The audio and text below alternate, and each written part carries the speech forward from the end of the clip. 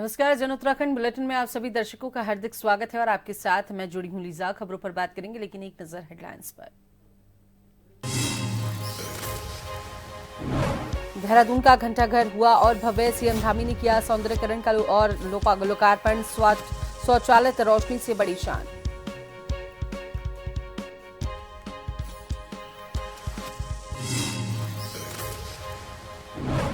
CM Dhami से संतों की मुलाकात। निरंजन पीठाधीश्वर व अखाड़ा परिषद अध्यक्ष मिले। धर्म और संस्कृति पर हुई विशेष चर्चा। आध्यात्मिक उन्नति पर विचार विमर्श।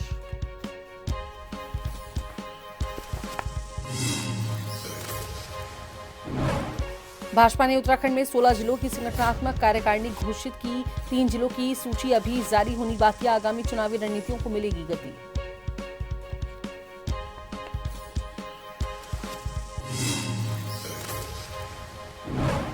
उत्तराखंड नौगांव में बादल फटने से घरों में मलबा घुसा। हिमाचल के सिरमौर में पूरा पहाड़ नदी में समाया। राजस्थान के राजसमंद में हाईवे बहा।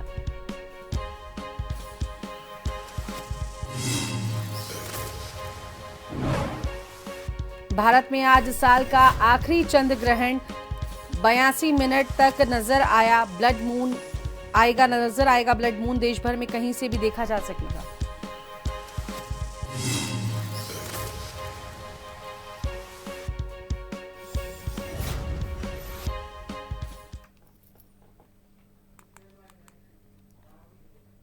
तो चलिए बात कर लेते हैं खबरों पर विस्तार से। तो देहरादून के ऐतिहासिक घंटाघर के सौंदर्यकरण, भव्य रूपांतरण और स्वचालित प्रकाश व्यवस्था का शनिवार को मुख्यमंत्री पुष्कर सिंह धामी ने शुभारंभ किया। साथ ही महिला सशक्तिकरण व स्वरोजगार को बढ़ावा देने हेतु 4 हिलांस कम किचन आउटलेट्स का उद्घाटन किया। लगभग 1.5 करोड़ की लागत से बने इस नए स्वरूप से घंटाघर न केवल देहरादून की पहचान और आकर्षण बनेगा, बल्कि पर्यटकों व स्थानीय नागरिकों के लिए भी गर्व का विषय बनेगा।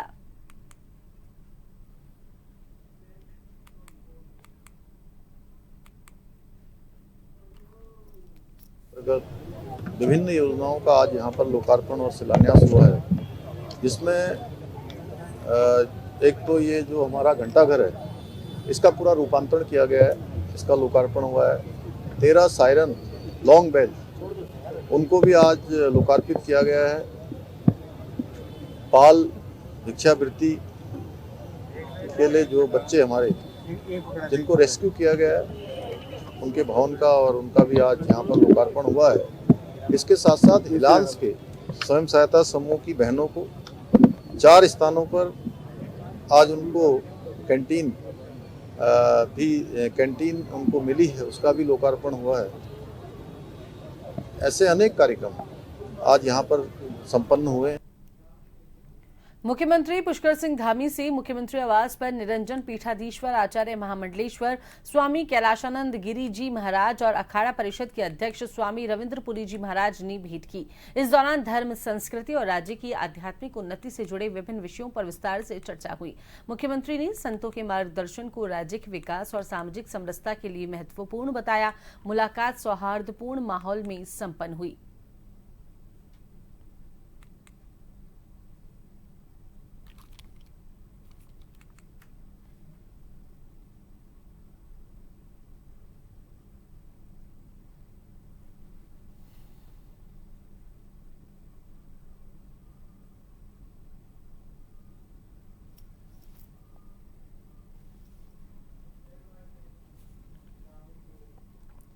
उत्तराखंड में इन दिनों आपदा आई हुई है और बीते दिन सीएम धामी बागेश्वर के कपकोट के पौंसरी गांव में आपदा पीड़ितों से मिले और क्षेत्र का उन्होंने निरीक्षण किया। सीएम धामी ने हर संभव मदद का आश्वासन दिया, भरोसा दिलाया और अधिकारियों को दिशा निर्देश दिए। वहीं उत्तरकाशी में फिर बादल फटा है। रेस्क्यू टीमें वहां पहुंच चुकी हैं और अधिकारियों को हर संभव मदद करने के निर्देश दिए गए हैं।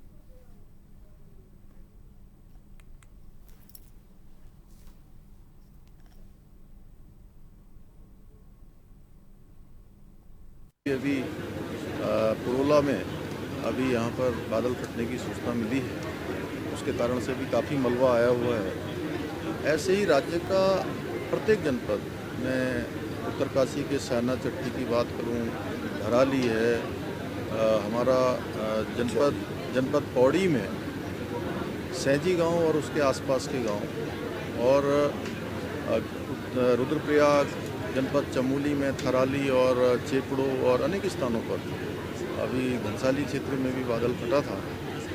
इसी प्रकार आज मैं कपकोट क्षेत्र में गया था, सीमांत क्षेत्र में, वहाँ भी काफ़ी आपदा से नुकसान हुआ है। तो वहीं बात कर लेते हैं अगली खबर को लेकर। तो लंबी बैठकों के बाद भाजपा ने उत्तराखंड में संगठनात्मक जिलों की कार्यकारिणी का ऐलान कर दिया है। कुल 16 जिलों की कार्यकारिणी घोषित की गई है। चमोली, पिथौरागढ़ और बागेश्वर जिलों की कार्यकारिणी बाद में घोषित की जाएगी। पार्टी नेताओं का कहना है कि इन कार्यकारिणियों के गठन से संगठनात्मक ढांचा और मजबूत होगा और आगामी चुनावी रणनीतियों को गति मिलेगी।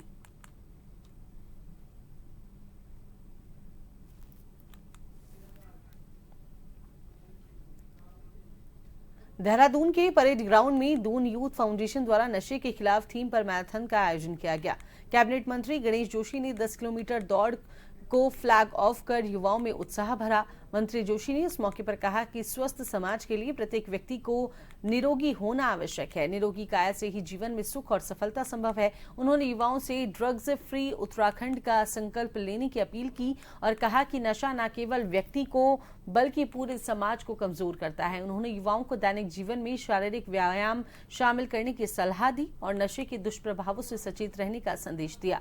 कार्यक्रम के अंत में मंत्री गणेश जोशी ने मैराथन विजेताओं को सम्मानित कर उनका उत्साहवर्धन किया।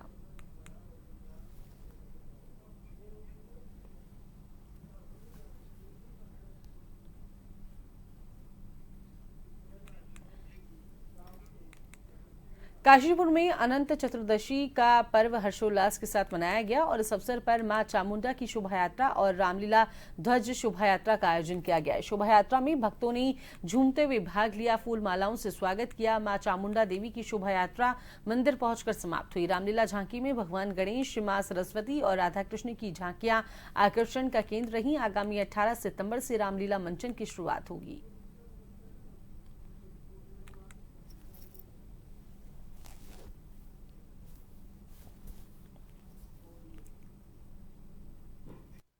हमारे यहाँ जो झंडा जुलूस निकल रहा है, इसमें हमारी 5 झांकी है। सबसे पहले राम दरबार है, गणेश सरस्वती की है, नरसिंह भगवान की झांकी है, राधा कृष्ण का नृत्य है और एक झांकी मीराबाई की है। इस बार लीला कब से स्टार्ट है?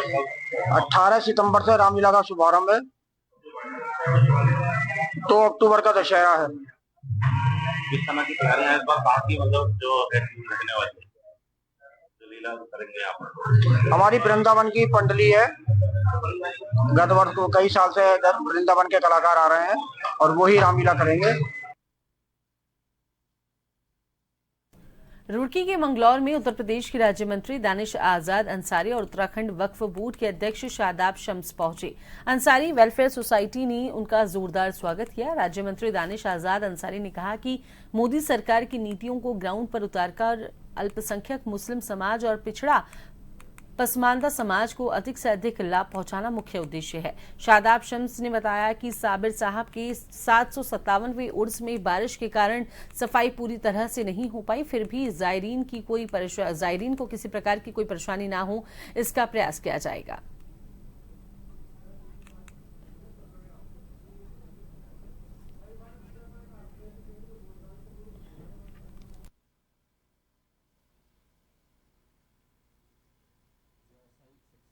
देखिए, केंद्र की हमारी मोदी सरकार ईमानदारी से मुस्लिम समाज को पासमानदा मुसलमानों के उत्थान और तरक्की के लिए काम कर रही है। उनकी शिक्षा, स्वास्थ्य, सुरक्षा, रोजगार, उद्योग, हर तरीके से मुसलमानों का विकास हो, इस नियत के साथ हमारी मोदी सरकार ने काम किया है।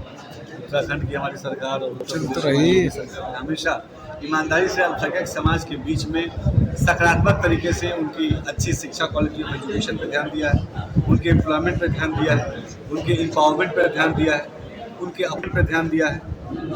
हमारी जो बहनें हैं उनको एक शिक्षित और अच्छा माहौल समाज में मिले, इस नियत के साथ हमारी मोदी सरकार ने काम किया है। हम सब जानते हैं कि इस वक्त आपदा ने अपना विकराल रूप दिखाया है और बारिशों की वजह से सारी जगह जगह की कीचड़ नजर आ रहा है। तो इसके कुछ इम्पैक्ट इस बार क्लियर में भी देखने के लिए मिले कि ज़्यादा बारिश होने की वजह से व्यवस्थाएं उतनी बेहतर नहीं हो पाई जितनी होनी चाहिए। मेले के अंदर उतनी रौनक नहीं आ पाई, लेकिन उसके बावजूद इंतजाम बेहतर हुए हैं। पिछली बार के मुकाबले हैंगर ज़्यादा लगे हैं, जर्मन हैंगरों की संख्या बढ़ाई गई है कि लोगों को बेहतर फैसिलिटीज़ मिल सके, वॉशरूम्स की संख्या बढ़ाई, चीज़ें बेहतर करने की कोशिश लगातार की जा रही है और हमें उम्मीद है आने वाला वक्त और बेहतर। ब्रेक के बाद एक बार फिर से स्वागत है। खबरों के सिलसिले को आगे बढ़ाते हैं तो डोईवाला बार एसोसिएशन की नवनिर्वाचित कार्यकारिणी का शपथ ग्रहण समारोह नई तहसील सभागार में आयोजित किया गया और इस मौके पर बार काउंसिल ऑफ उत्तराखंड के अध्यक्ष राकेश कुमार गुप्ता ने पदाधिकारियों को शपथ दिलाई। शपथ ग्रहण के बाद नवनिर्वाचित अध्यक्ष अजय बहुगुणा ने कहा कि अधिवक्ताओं के हित में कार्य करना, डोईवाला में परिवार न्यायालय की स्थापना करवाना और न्यायालय के लिए जमीन उपलब्ध कराना उनकी प्राथमिकता होगी। उन्होंने भरोसा दिलाया कि सभी पदाधिकारी मिलकर अधिवक्ताओं की समस्याओं के समाधान के लिए संघर्ष करेंगे। बार काउंसिल अध्यक्ष राकेश कुमार गुप्ता ने भी पदाधिकारियों को बधाई देते हुए कहा कि उन अधिवक्ताओं के कल्याण और बार एसोसिएशन की मजबूती के लिए काम करना होगा, तभी संस्था की सार्थकता सिद्ध होगी।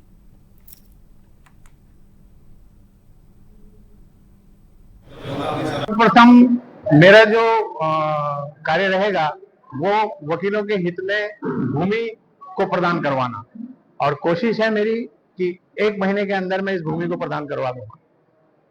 आगे की कोर्ट भी बहुत जल्द आपके आगे, फैमिली कोर्ट सीनियर डिवीजन आपके आगे बहुत जल्दी आने वाली है, वो भी 2 महीने के अंदर। लेकिन मेरा उद्देश्य है जो भूमि प्रदान करी जाएगी वो ज्यादा बेटर रहेगा, क्योंकि भविष्य हमारा डोईवाला बार एसोसिएशन का उसी पे निर्भर करता है।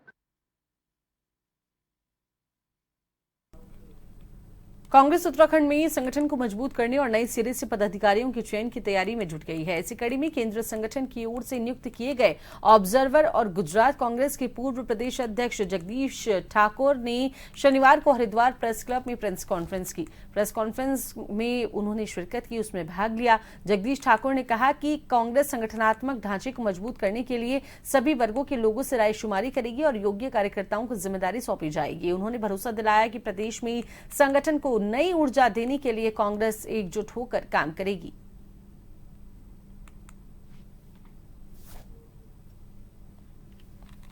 पूरे उत्तराखंड में एआईसीसी से एक ऑब्जर्वर लगा हुआ है। उत्तराखंड प्रदेश कांग्रेस समिति की ओर से हर डिस्ट्रिक्ट और हर सिटी में ये डिस्ट्रिक्ट प्रेसिडेंट का चयन करने के लिए 3 ऑब्जर्वर लगे हुए हैं और सभी हमारे सीनियर लीडर्स, हमारे कार्यकर, सामाजिक संस्थाएं, एनजीओ, व्यापारी, पत्रकार और सभी तबके के लोगों को मिलेंगे, उनके साथ राय मशवरा करेंगे और उनमें से जो नाम निकल के आता है वो डिस्ट्रिक्ट या सिटी प्रेसिडेंट के लिए हम चयन करने के लिए ये पूरी एक्सरसाइज चल रही है। लखनऊ से लेकर हरिद्वार तक फर्जी वोटर और इस्लामीकरण का मुद्दा अब तूल पकड़ता जा रहा है। लखनऊ में विश्व हिंदू रक्षा परिषद के अंतर्राष्ट्रीय अध्यक्ष गोपाल राय ने प्रेस वार्ता कर बलरामपुर निवासी जबीउल्लाह के गंभीर आरोप मीडिया के सामने रखे। आरोप लगाया कि पूर्व सपा सांसद रिजवान जहीन ने एक ही मकान पर सैकड़ों फर्जी वोटर बनवाए, साथ ही सरकारी जमीन पर कब्जा कर अकूत संपत्ति जुटाई और अवैध निर्माण खड़े किए। अब इस मामले पर हरिद्वार के साधु संत भी मुखर हो गए हैं। जूना अखाड़ा संलग्न के महामंडलेश्वर स्वामी यतीन्द्रानंद गिरी महाराज ने इसे उत्तर प्रदेश में इस्लामीकरण की बड़ी साजिश करार दिया।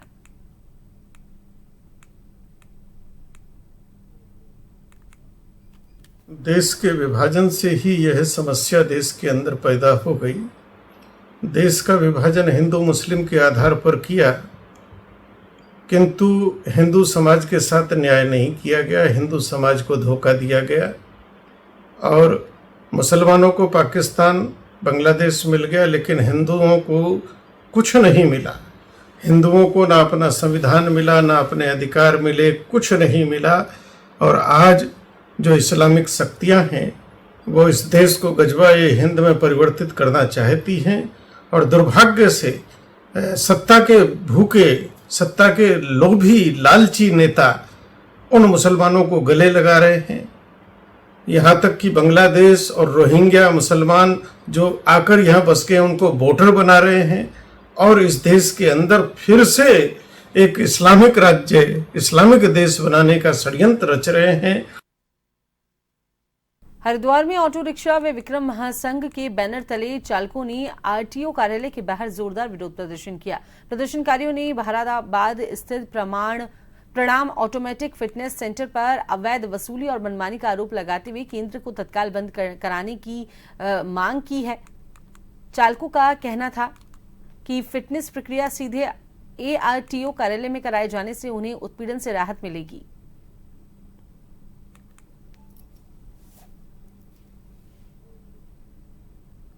परसों हम एटीएस सेंटर पे ये अपनी बंदा गाड़ी लेके गया था। पीछे जो पूर्व आरटीओ थे उन्होंने हमारी मदद करा के हमारी गाड़ियों से कुछ पैसे वो करवा करके कहा कि आपकी गाड़ियाँ इन अमाउंट देने के बाद आपकी गाड़ियाँ आराम से हो जाया करेगी। हमने कहा ठीक है, हम उसी चीज़ पे एग्री हुए और अपनी गाड़ियाँ हम कराते चले गए। परसों ये बंदा गया था, सुबह 10-11 बजे मैंने उनको मैसेज करा मैनेजर को कि गाड़ी जा रही है यूनियन से है और इस गाड़ी को आप फिटनेस कर देना, जो अमाउंट है आपका ले लेना, फीस के अलावा भी जो अमाउंट लेते हैं। उन्होंने कहा ठीक है जी। शाम के 5 बजे इनकी गाड़ी फेल करके वहाँ से वापस भेज दी गई। मैं वहाँ पहुँचा हूँ, मैंने कहा इनकी फिटनेस दे दीजिए। आरटीओ साहब ने कहा कि भैया आप उठ जाइए वहाँ से, आपको फिटनेस मिल जाएगी। मगर फिटनेस मुझे अब तक नहीं दी गई। ये बंदा बेचारा पूरे दिन बैठा रहा भूखा प्यासा और इसको फिटनेस नहीं मिली है। कि गाड़ियों का फिटनेस करना है तो जैसे पैसे लेकर के करी जाती है फिटनेस, वो एक तो बंद हो, और दूसरा आदमी कोई ज्यादा पैसे दे रहा है उनकी फिटनेस तो तुरंत कर देते हैं हैंड टू हैंड। इसमें आज ये मामला संज्ञान में लाया गया है कि यहाँ फिटनेस सेंटर में कुछ कतिपय ऑटो जो ड्राइवर्स हैं उनसे फिटनेस के टाइम पे कुछ अवैध वसूली की मांग की गई है। तो इसमें फिटनेस सेंटर के रिप्रेजेंटेटिव भी थे और जो ऑटो विक्रम यूनियन के रिप्रेजेंटेटिव्स और चालक भी यहाँ पे थे। तो वार्ता की गई है, उनका एक ज्ञापन दिया गया है और इसमें जो फिटनेस सेंटर पे लगातार निरीक्षण की कार्रवाई की जाती है। अभी पिछले माह भी एक कार्रवाई की गई थी जिसकी अभी तक हालांकि रिपोर्ट अभी आई नहीं है। उसके लिए अभी एक रिमाइंडर भी दिया जाएगा इनको और किसी भी तरह की कोई भी अनियमितता पाई गई तो उस हिसाब से एक्शन की संस्तुति भी की जाएगी। उत्तराखंड के मुख्यमंत्री पुष्कर सिंह धामी के साफ निर्देशों के बाद हरिद्वार जिला प्रशासन ने ऐसा अभियान छेड़ा है जिसने अवैध कब्जाधारियों की कमर तोड़ दी है। डीएम मयूर दीक्षित ने पद संभालते ही लगातार बुलडोजर एक्शन शुरू करवा दिया। पक्के निर्माण से लेकर बड़े बड़े होटलों और सड़क किनारे फैले अतिक्रमण तक किसी को भी राहत नहीं दी गई। चाहे शिवालिक नगरपालिका क्षेत्र हो या रुड़की का और लक्सर, हर जगह प्रशासन का एक ही संदेश है, सरकारी जमीन पर अब कब्जा करने वालों को बख्शा नहीं जाएगा।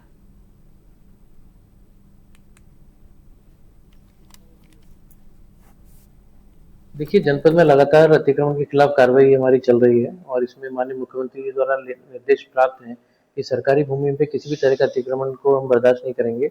इसके क्रम में विभिन्न ग्रामीण क्षेत्रों में तालाब की भूमि पर, सिंचाई विभाग की भूमि पर, ग्राम समाज की भूमि पर अतिक्रमण हटाया जा रहा है, जिसमें अभी लक्सर में, रुड़की में कार्रवाई की गई है और हरिद्वार और भगवानपुर तहसीलों में भी चिन्हित करके नोटिस आदि की कार्रवाई कर रहे हैं। और साथ ही शहरी क्षेत्रों में आज शिवालिक नगर क्षेत्र में, भगवानपुर क्षेत्र में जगह जगह अतिक्रमण हटाया जा रहा है। मेला क्षेत्र में भी आज कई टीम्स के द्वारा इंस्पेक्शन किया गया और अतिक्रमण को चिन्हित किया गया है। आने वाले समय में जैसी बारिश अब थोड़ी और भी कम होगी, अतिक्रमण हटाने की कार्रवाई में और गति आएगी। उत्तराखंड के धराली में आस्था और परंपरा से जुड़ी मां नंदा देवी राजराजेश्वरी अपनी लोकजात यात्रा के विभिन्न पड़ावों से होकर अब अपने अंतिम पड़ाव ननिहाल पहुंच गई हैं। मान्यता है कि मां नंदा देवी यहां पर 6 महीने तक विराजमान रहती हैं। इस दौरान भक्तगण पूजा अर्चना और अनुष्ठान करते हैं। इसके बाद देवी अगले 6 महीने के लिए करुण प्रस्थान करती हैं।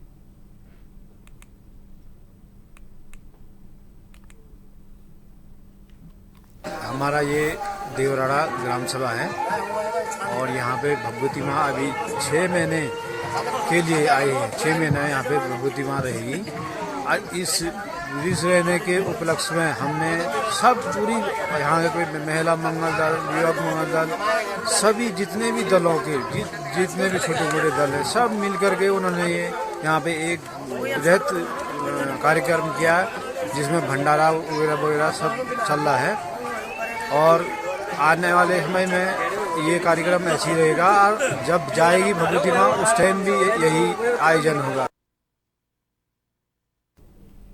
उत्तराखंड के उत्तरकाशी जिले के नौगांव में शनिवार शाम को बादल फट गया। इससे पानी और मलबा बाजार और दर्जनों घरों में घुस गया। सड़क पर खड़ी कई गाड़ियां भी बह गईं। हालांकि अभी किसी भी तरह की जनहानि की खबर सामने नहीं आई है। जिला प्रशासन, एसडीआरएफ और एनडीआरएफ की टीमें मौके पर पहुंची हैं और रेस्क्यू ऑपरेशन जारी है।